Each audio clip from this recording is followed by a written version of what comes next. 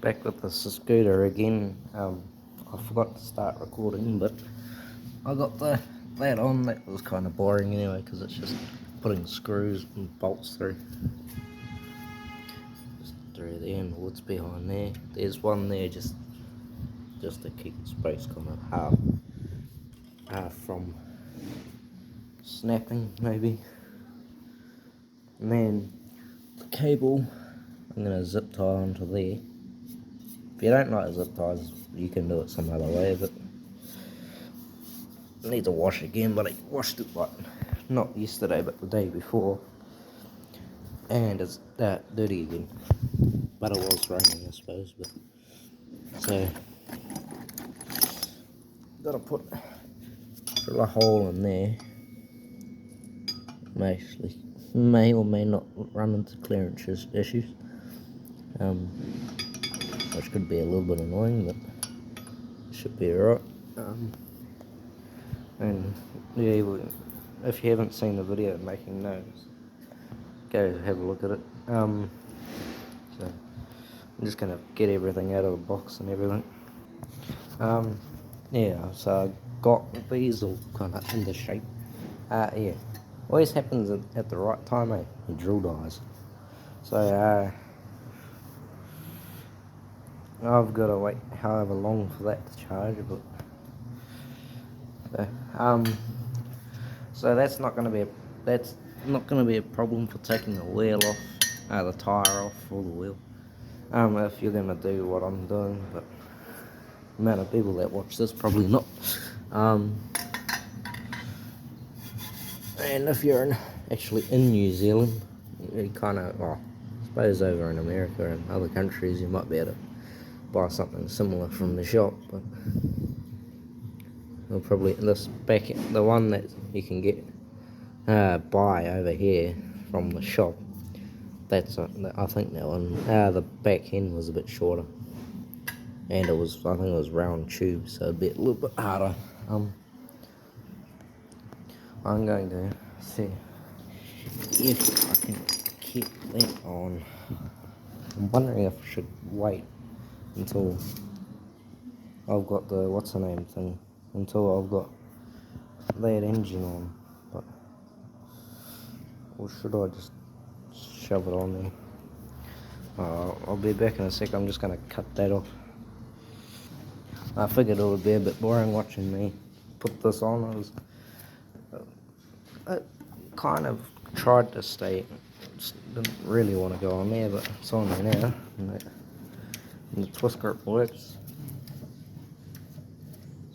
So what happens in there is when you twist this, that pulls that's connected to a thing in there. And then when you twist this, it pulls a wire from down there, and then it swirls around that handle thing, and then it pulls it in, and then when you let go, or when the return spring pulls it back, then it turns to hard off or lock or whatever you want to call that. Those didn't come with it, but that kept on coming off. So I just put a couple of spare hose clamps on there. And where's those? So I'm just going to zip tie that I'm going to probably wheel lock the wheels, turn it all the way, so then I know how much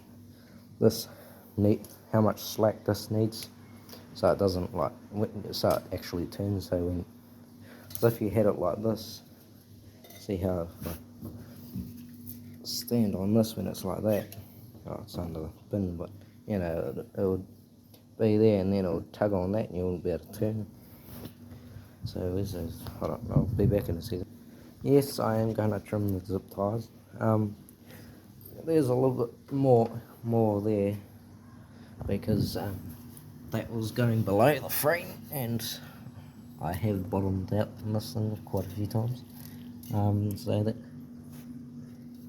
and the focus, that wire there, that was below the frame, so it was so it was being a bit annoying. And how you want to test that, I don't, it doesn't matter major amount how much you leave, but see, to test that, you take it full with a lock, and if it doesn't get tight or anything, then you're fine.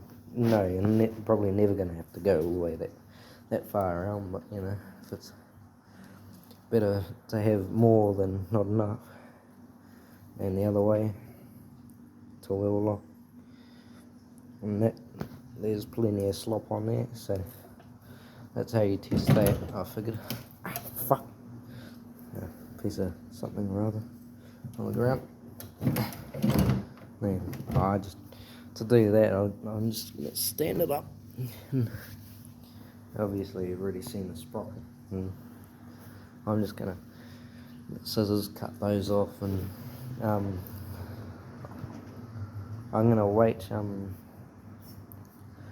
to put that one on, because I don't know if it's long enough, because it looks barely long enough, but I'd rather put the frame on there, put the engine on there, and know that it's going to be long enough, and not have to try and, you know, cut all the zip ties back off. Yeah, I zip tied that on because I know that's where it's going to go, unless I do get another cable that's longer, but if that's long enough, why get a new cable, you know.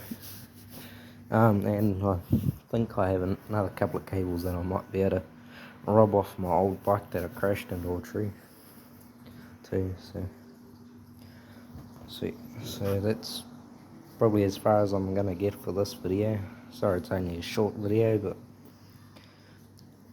when my drill's charged up, probably do another video on drilling a couple of holes in the frame. If it's a car that's gonna be, you know, has to be road legal, it's best not to drill any holes in the frame unless you kind of know what you're getting yourself into. But whereas this, I don't need a regio or a WAF or anything, so a couple of holes in the frame should be fine, as long as it's not in majorly structural areas. Like if I put it there, I don't know for sure, but on that well there, it'll probably be a little bit sketchy. If I put it on where that joint is, the joint, because this is made and then it's welded onto there, it would probably be a little bit sketchy as well. So, you know, you just gotta watch out for the structural points.